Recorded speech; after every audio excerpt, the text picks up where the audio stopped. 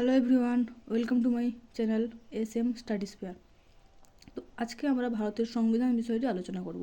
সংবিধানের টপিকটির মধ্যে যেগুলি পড়ব সেগুলি হলো সংবিধান কী, সংবিধান কবে গৃহীত হয়েছিল, কবে কার্যকরী হয়েছিল, এর ঐতিহাসিক পটভূমি কী ছিল ইত্যাদি জিনিসগুলো আজকে আমরা পড়ব। তো প্রথমেই আসছি সংবিধান কী। সংবিধান হলো কতগুলি নিয়ম ও প্রবিধানের সংকলন। রাজ্য ও কেন্দ্র সরকার এই সংবিধানের নির্দিষ্ট সীমানার মধ্যে থেকে তাদের কাজকর্ম পরিচালনা করে।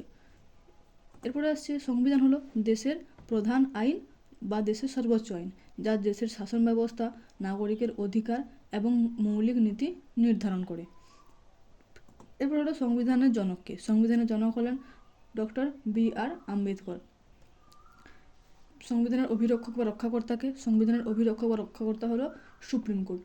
এরপরে আসছে সুপ্রিম কোর্ট কবে স্থাপিত হয়েছিল। সুপ্রিম কোর্ট স্থাপিত হয়েছিল 1774 সালে রেগুলেটিং অ্যাক্ট 1773 এর দ্বারা। এই রেগুলেটিং অ্যাক্ট 1773 এটিও আমরা পরে আলোচনা করব। এরপরে আসছে সংবিধান কবে গৃহীত হয়েছিল। সংবিধান গৃহীত হয়েছিল 1949 সালের 26শে নভেম্বর। এটি 1949 সালের 26শে নভেম্বর এটি গণপরিষদ কর্তৃক গৃহীত হয়েছিল এবং এটি কার্যকর হয়েছিল 1950 সালের 26শে জানুয়ারি। বোঝা গেছে। এরপরে আসছে যখন সংবিধান গণপরিষদ কর্তৃক গৃহীত হলো তখন সংবিধানের সেই মূল সংবিধানটায় কতগুলি ধারা ছিল। 395টি ধারা ছিল, 22টি অধ্যায় এবং 8টি তফসিল ছিল। কিন্তু বর্তমান সংবিধানে 470টি ধারা, 25টি অধ্যায় এবং 12টি তফসিল রয়েছে। এরপরে আমরা সংবিধান সম্পর্কে আরও কিছু ফ্যাক্টস দেখে নেব। প্রথমে রয়েছে সংবিধান হলো দেশের সর্বোচ্চ আইন। নেক্সট, ভারতীয় সংবিধান বিশ্বের বৃহত্তম লিখিত সংবিধান। যদি প্রশ্ন আসে বিশ্বের বৃহত্তম লিখিত সংবিধান কোনটি, অ্যান্সার হবে ভারতীয় সংবিধান। এটি প্রশ্ন এসেছেও। যদি বলা হয় বিশ্বের অলিখিত সংবিধান কোনটি, তখন অ্যান্সার হবে ব্রিটিশের সংবিধান অলিখিত সংবিধান। এর সময় কত লেগেছিল? সময় লেগেছিল 2 বছর 11 মাস 18 দিন। এটি রচনা করতে সময় কত লেগেছিল? 2 বছর 11 মাস 18 দিন। কত টাকা খরচ হয়েছিল? তো খরচ হয়েছিল প্রায় 64 লক্ষ টাকা। যদি বলা এটি ইংলিশে কে লিখেছিলেন, এটি ইংলিশে লিখেছিলেন প্রেম বিহারী নারায়ণ রায়জাদা। পরীক্ষায় প্রশ্ন এসে থাকে ভারতীয় সংবিধান ইংলিশে কে লিখেছিলেন, তো অ্যান্সার হবে প্রেম বিহারী নারায়ণ রায়জাদা। কোন স্টাইলে? ইটালিক স্টাইলে। হিন্দিতে কে অনুবাদ করেছিলেন? হিন্দিতে লিখেছিলেন বসন্ত কৃষ্ণ বৈদ্য। এরপরে আসছে এর ডেকোরেট কে করেছিলেন। সংবিধানের প্রতিটি পৃষ্ঠা ডেকোরেট কে করেছিলেন? হচ্ছে কে নন্দলাল বোস ও বেওহর রাম মনোহর সিনহা। এরা কারা ছিলেন? এরা ছিলেন শান্তিনিকেতনের শিল্পী। এরপরে আসছে হিস্টোরিক্যাল ব্যাকগ্রাউন্ডে দু ধরনের শাসন ছিল। প্রথমে কোম্পানি রুল, যেটা কোম্পানি শাসন করেছিল, তারপরে ক্রাউন রুল, যেটা রাজা শাসন করেছিল। কোম্পানি রুলে কী কী অ্যাক্টগুলো এসেছিলো সেগুলো দেখে নেবো প্রথমে, তারপরে ক্রাউন রুলে কী কী অ্যাক্টগুলো এসেছিলো সেগুলো তারপরে দেখবো। প্রথমে আসছে রেগুলেটিং অ্যাক্ট 1773, তারপরে amending act 1781, পিটস India act 1784, charter act, তারপরে 4টি চার্টার অ্যাক্ট এসছে। এটা হলো কোম্পানি রুল। নেক্সট আসছে ক্রাউন রুলে। প্রথমে আসছে the government of India act 1858, Indian council act 1861, Indian council act 1892। তো এইগুলো আসছে। তারপরে সাইমন কমিশন রয়েছে। তো এইগুলা পড়ে দেখবো। প্রথমে আমরা পড়বো কোম্পানি রুলে যে অ্যাক্টগুলো আসছে ওগুলো প্রথমে পড়বো, তারপরে ক্রাউন রুলে যে অ্যাক্টগুলো আসছে ওগুলো পড়বো। তো এখন আমরা পড়বো রেগুলেটিং অ্যাক্ট 1773 বা নিয়ন্ত্রণকারী আইন 1773। ব্রিটিশ সরকার এই আইনটি কেন প্রণয়ন করেছিল? প্রথমে প্রশ্ন আসছে। তো 1773 সাল পর্যন্ত ব্রিটিশ সরকার ইস্ট ইন্ডিয়া কোম্পানির উপর কোনো প্রত্যক্ষ কর আরোপ করেনি। তখন ইস্ট ইন্ডিয়া কোম্পানিকে পরিচালনা কারা করতো? Court of proprietors and court of director. বক্সারের যুদ্ধের পর বাংলার দেওয়ানির অধিকার কারা পায়? East India company. সেই সময় ইস্ট ইন্ডিয়া কোম্পানির কর্মচারীদের ঘুষ নেওয়ার কথা ব্রিটিশ পার্লামেন্টের কাছে পৌঁছায়। 1772 সালে ইস্ট ইন্ডিয়া কোম্পানি আর্থিক সমস্যায় পড়ে 10 লক্ষ টাকার ঋণ দাবি করে কার কাছে? ব্রিটিশ পার্লামেন্টের কাছে। এই পরিপ্রেক্ষিতে লর্ড নর্থ এই বিলটি পেশ করেন। এই রেগুলেটিং অ্যাক্ট বিলটি কে পেশ করেন? Lord north. তো এর পিছনে আর কি কারণ ছিল? ইস্ট ইন্ডিয়া কোম্পানির কার্যকলাপকে নিয়ন্ত্রণ করার জন্য। তো ব্রিটিশ সরকার এই আইন প্রণয়ন করার মূল কারণ কি ছিল? ইস্ট ইন্ডিয়া কোম্পানির কার্যকলাপকে নিয়ন্ত্রণ করার জন্য ব্রিটিশ সরকার মূলত এই আইনটি প্রণয়ন করেছিল। এই আইনের মাধ্যমে ব্রিটিশ সরকার কোম্পানিকে নিজের নিয়ন্ত্রণাধীন রাখে। এখন এই আইন প্রণয়নের ফলে কী কী হয়েছিল? তো প্রথমে যেটি হয়েছিল, বাংলার গভর্নর পদটি গভর্নর জেনারেল পদে উন্নীত হয়। এখান থেকে প্রশ্ন আসে, প্রথম গভর্নর জেনারেল কে ছিলেন? তো ওয়ারেন হেস্টিংস ছিলেন প্রথম গভর্নর জেনারেল। তারপরে আসছে স্বাধীন ভারতের প্রথম গভর্নর জেনারেল কে ছিলেন? Lord Mountbatten. তো স্বাধীন ভারতের প্রথম গভর্নর জেনারেল কে ছিলেন? Lord Mountbatten. আর প্রথম গভর্নর জেনারেল হচ্ছেন কে? Warren Hastings. তো কি হয়, রেগুলেটিং অ্যাক্টের ফলে প্রথম হয় কি হয়, বাংলার গভর্নর পদটি গভর্নর জেনারেল পদে উন্নীত হয়। তারপরে এই গভর্নর জেনারেলকে সহায়তা করার জন্য আরও 4 জন ব্যক্তিকে নিযুক্ত করা হয়। কোথায়? ক্যালকাটা কাউন্সিলে। গভর্নর জেনারেল কে ছিলেন তখন? Warren Hastings. তো ওয়ারেন হেস্টিংসের সহায়তার জন্য ক্যালকাটা কাউন্সিলে আরও 4 জন ব্যক্তিকে নিযুক্ত করা হয়। এই 4 জন ব্যক্তি কারা কারা ছিল? John Clavering, George Monson, Richard Barwell and Philip Francis. তো গভর্নর জেনারেলকে সহায়তার জন্য এই 4 জন ব্যক্তিকে নিযুক্ত করা হয়।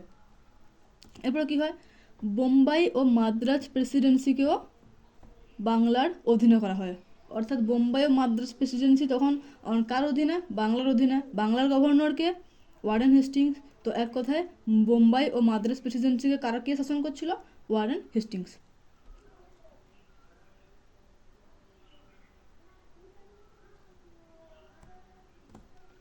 এরপর কি হয়, কলকাতার ফোর্ট উইলিয়ামে সুপ্রিম কোর্ট প্রতিষ্ঠিত হয়।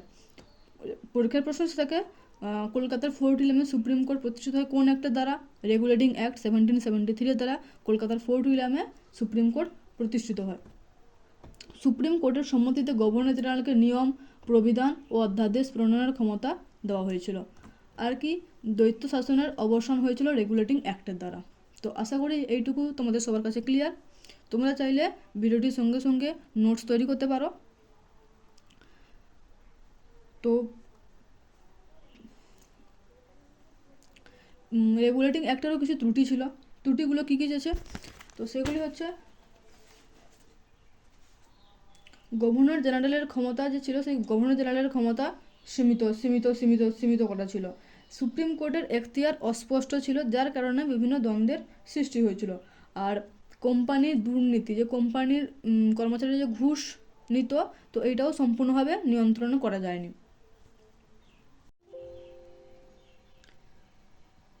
প্রিভিয়াস স্লাইডে আমরা সুপ্রিম কোর্ট সম্পর্কে কিছু তথ্য জেনেছি, যে সুপ্রিম কোর্ট রেগুলেটিং অ্যাক্টের দ্বারা কলকাতায় স্থাপিত হয়েছিল। এই স্লাইডে আমরা সুপ্রিম কোর্ট সম্পর্কে আরও কিছু তথ্য জানব। তো সুপ্রিম কোর্ট প্রথমে সুপ্রিম কোর্ট অফ জুডিকচার নামে পরিচিত ছিল। এটি স্থাপিত কবে হয়েছিল? এটি স্থাপিত হয়েছিল 1774 সালে। কলকাতায় কোন অ্যাক্টের দ্বারা? Regulating act 1773। প্রধান বিচারপতি কে ছিলেন? প্রধান বিচারপতি হচ্ছেন স্যার এলিজা এমফে। ইনি হচ্ছেন স্যার এলিজা এমফে, ইনি ছিলেন প্রধান বিচারপতি। এছাড়াও আরও 3 জন অন্যান্য বিচারপতি ছিলেন। তারা কে? স্টিফেন সিজার লে মাইস্ট্রে, রবার্ট চেম্বার্স এবং জন হাইট। তো সুপ্রিম কোর্টে একজন প্রধান বিচারপতি এবং 3 জন অন্যান্য বিচারপতি ছিলেন। এরপরে কলকাতার মেয়র কোর্ট থেকে সুপ্রিম কোর্ট তার দায়িত্ব গ্রহণ করেছিল। এরপরে আসছে ব্রিটিশ সম্রাট তৃতীয় জর্জ। প্রথমে কলকাতাতে 1774 সালে সুপ্রিম কোর্ট প্রতিষ্ঠিত হয়। তারপরে কোথায় হয়? তারপরে মাদ্রাজে হয় 1800, তারপরে মাদ্রাজে হয় কত সালে? 1800 সালে, এবং বোম্বেতে হয় 1823 সালে। সুপ্রিম কোর্ট 1800 সালে মাদ্রাজে এবং 1823 সালে সুপ্রিম কোর্ট স্থাপন করা হয়। এরপরে এই সুপ্রিম কোর্টগুলি, মানে কলকাতা সুপ্রিম কোর্ট, মাদ্রাজের supreme court, Bombay supreme court, এই সুপ্রিম কোর্টগুলি হাইকোর্টে রূপান্তরিত হয়ে যায়। কোন অ্যাক্টের দ্বারা? ইন্ডিয়া হাইকোর্ট অ্যাক্ট 1861 এর দ্বারা কলকাতা, মাদ্রাজ ও বোম্বের সুপ্রিম কোর্টগুলি হাইকোর্টে রূপান্তরিত হয়ে যায়। সুপ্রিম কোর্টের পরিবর্তে সেখানে হাইকোর্ট প্রতিষ্ঠিত করা হয়। কত সালে? 1861 সালের 1 জুলাই সুপ্রিম কোর্ট অফ জুডিকচারের পরিবর্তে হাই কোর্ট অফ জুডিকচার গঠন করা হয়। বোঝা গেছে? তো এইটুকু ক্লিয়ার সুপ্রিম কোর্ট সম্পর্কে, এর থেকে বেশি কিছু নেই। এরপরে আসছে প্রথম বিচারক কে ছিলেন? প্রথম বিচারক ছিলেন শম্ভুনাথ পণ্ডিত। প্রথম ভারতীয় বিচারক কে ছিলেন? সুপ্রিম কোর্টের প্রথম ভারতীয় বিচারক হলেন শম্ভুনাথ পণ্ডিত এবং প্রথম ভারতীয় স্থায়ী প্রধান বিচারপতি হলেন পিবি চক্রবর্তী।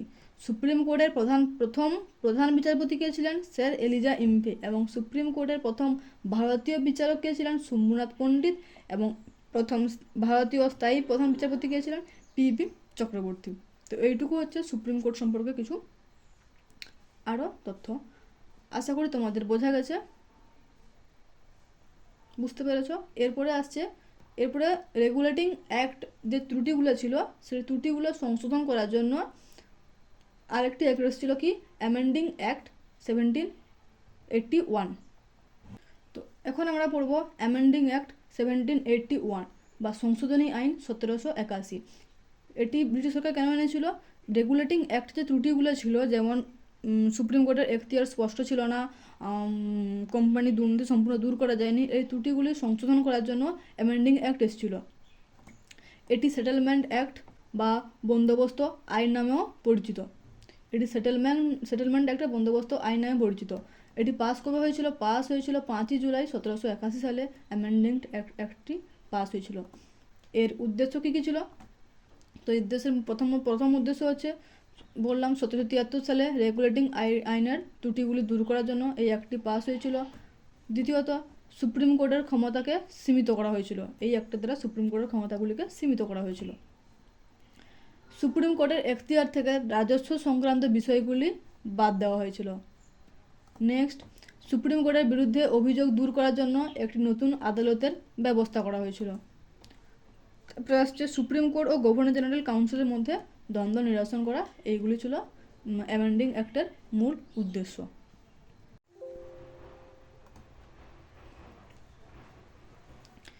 এরপরে আমরা পড়ব পিটস ইন্ডিয়া অ্যাক্ট 1784 বা পিটের ভারত শাসন আইন 1784। নাম শুনেই বোঝা যাচ্ছে এটি কে এনেছিলেন? তৎকালীন ব্রিটিশ প্রধানমন্ত্রী উইলিয়াম পিট এটি এনেছিলেন। এটি কেন প্রণয়ন করা হয়েছিল? সেই 1773 সালের রেগুলেটিং অ্যাক্টের ত্রুটিগুলি সংশোধন করার জন্য ব্রিটিশ সংসদে এটি পাস হয়েছিল। কত সালে পাস হয়েছিল? 1784 সালে উইলিয়াম পিট এটি পাস করেছিলেন। নেক্সট আসছে, ভারতের কোম্পানি অধিকৃত ভূখণ্ডকে ব্রিটিশ সরকারের সম্পত্তি হিসেবে চিহ্নিত করা হয়। ইস্ট ইন্ডিয়া কোম্পানি ভারতে যে ভূখণ্ড অধিকৃত করে রেখেছিল সেইগুলোকে কি বলা হয়? এটা ব্রিটিশ সরকারেরই সম্পত্তি। বোঝা গেছে? এরপর দেখব পিটস ইন্ডিয়া অ্যাক্টের কিছু বিষয়বস্তু। পিটস ইন্ডিয়া অ্যাক্ট ব্রিটিশ সরকার নিয়েছিল কারণ এর ফলে ব্রিটিশ সরকার ভারতে ইস্ট ইন্ডিয়া কোম্পানির কার্যকলাপকে সরাসরি নিয়ন্ত্রণ করবে। এই অ্যাক্টের মাধ্যমে আবার দ্বৈত শাসনের সূচনা হয়। দ্বৈত শাসনের অবসান কোথায় হয়েছিল? রেগুলেটিং অ্যাক্ট 1773 এর দ্বারা। এটা সূচনা কবে হয়? পিটস ইন্ডিয়া অ্যাক্টের দ্বারা এটি আবার সূচনা করা হয়। এরপরে কোম্পানি শাসন কার্য দেখভাল করার জন্য নিয়ন্ত্রণকারী পরিষদ বা বোর্ড অফ কন্ট্রোল গঠন করা হয়। আগে কি ছিল রেগুলেটিং অ্যাক্টের সময়? তখন ছিল court of directors and court of proprietors. এখন আরেকটি গঠন করা হয়, বোর্ড অফ কন্ট্রোল গঠন করা হয়। এরপরে কোম্পানির রাজনৈতিক ও ব্যবসা বাণিজ্যিক কার্যকলাপকে আলাদা করে দেওয়া হয়। রাজনৈতিক কার্যকলাপকে দেখাশোনা করতো বোর্ড অফ কন্ট্রোল, রাজনৈতিক কার্যকলাপ দেখাশোনা করতো বোর্ড অফ কন্ট্রোল এবং ব্যবসা বাণিজ্যিক কার্যকলাপ দেখাশোনা করা করতো কোর্ট অফ ডাইরেক্টর। এভাবে দুটিকে আলাদা করে দেওয়া হয়। নেক্সট আসছে, কাউন্সিলের সদস্য সংখ্যা 4 থেকে কমিয়ে 3 জন করা হয়। তোমরা মনে করো যখন রেগুলেটিং অ্যাক্ট 1773 এর দ্বারা বাংলার গভর্নর পদটি গভর্নর জেনারেল পদে উন্নীত হয়, তখন গভর্নর জেনারেলকে সহায়তা করার জন্য ক্যালকাটা কাউন্সিলে 4 জন সদস্যকে নিযুক্ত করা হয়েছিল। এখন সেই সদস্য সংখ্যাটি 4 থেকে কমিয়ে কতজন করা হয়? 3 জন করে দেওয়া হয়। আবার এই 3 জনের মধ্যে একজন কী হবেন? একজন হবেন ব্রিটিশ ক্রাউনের সেনাবাহিনীর প্রধান। এটি কার্যকর ছিল কতদিন পর্যন্ত? 1858 সাল পর্যন্ত। তো এইটুকু হচ্ছে পিটসের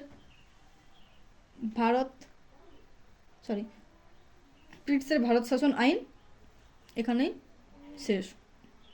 এরপরে আমরা বোর্ড অফ কন্ট্রোল এবং কোর্ট অফ ডাইরেক্টরের ব্যাপারে কিছু তথ্য জানবো। বোর্ড অফ কন্ট্রোলে কতজন সদস্য ছিল? মোট 6 জন সদস্য ছিল। কে কে? প্রথমে হচ্ছেন ব্রিটেনের প্রধানমন্ত্রী, তারপরে রাষ্ট্র সচিব আর প্রিভি কাউন্সিলের 4 জন সদস্য। এদের কাজ কি ছিল? রাজনৈতিক কার্যকলাপকে পরিচালনা করা ছিল বোর্ড অফ কন্ট্রোলের কাজ। সভাপতি কে ছিল? সভাপতি হলেন রাষ্ট্র সচিব। তো এটাই হচ্ছে বোর্ড অফ কন্ট্রোলের ব্যাপারে কিছু তথ্য। তো মেনলি বোর্ড অফ কন্ট্রোলে 6 জন সদস্য ছিল যারা রাজনৈতিক কার্যকলাপকে পরিচালনা করত। এরপরে আসছে কোর্ট অফ ডিরেক্টরস। এটা ইস্ট ইন্ডিয়া কোম্পানির নির্বাহী সংস্থা। সদর দপ্তর কোথায় ছিল? লন্ডনের লিডেনহল স্ট্রিটে। বিলুপ্ত করা হয় 1853 সালের চার্টার আইনের মাধ্যমে। এটি বিলুপ্ত করা হয়, কোর্ট অফ ডাইরেক্টরকে বিলুপ্ত করা হয় কোন আইনের মাধ্যমে? 1853 সালের চার্টার আইনের মাধ্যমে। সদস্যদের নির্বাচন কারা করতো? কোম্পানির শেয়ার হোল্ডাররা। আর এদের কাজ কী ছিল? বাণিজ্যিক কার্যকলাপ পরিচালনা করা। আগেই বলে এসেছি, বোর্ড অফ কন্ট্রোল পরিচালনা করতো রাজনৈতিক কার্যকলাপ, আর কোর্ট অফ ডাইরেক্টর পরিচালনা করতো বাণিজ্যিক কার্যকলাপ। তো এখানেই আজকের ভিডিওটি শেষ করছি।